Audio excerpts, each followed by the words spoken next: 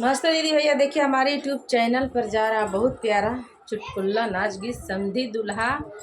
और बराती लोग का गाली गीत आप लोग सुनिएगा और फुल आवाज के साथ सपोर्ट करिएगा। इसको देखिएगा, ये गीत कैसा लग रहा है आप लोग को। सुनी सुनिया सुगरी मरौरे गारी जी, सुनी सुनिया सुगरी मरौरे गारी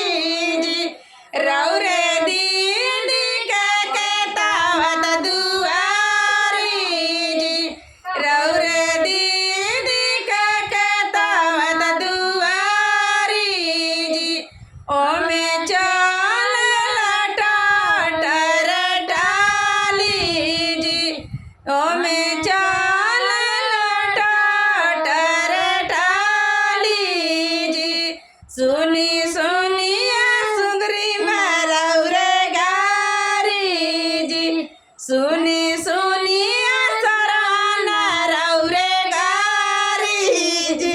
रौरे दीदी के तावत दुआरी जी, रौरे दीदी के तावत दुआरी जी, ओमे चल चारी चक्का गाड़ी जी, ओमे चल चारी चक्का गाड़ी जी, सुनी सुनिया मारती रौरे गारी जी, रौरे दीदी का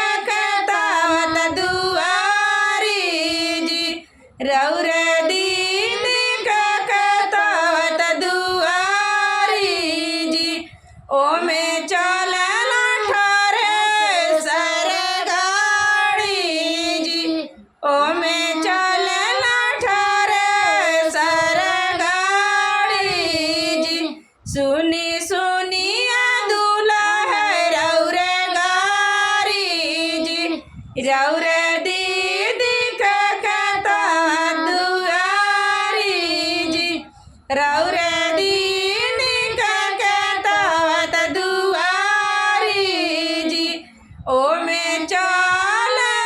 बसयौरी गाड़ी जी, ओमे चल बसयौरी गाड़ी जी, सुनी सुनिया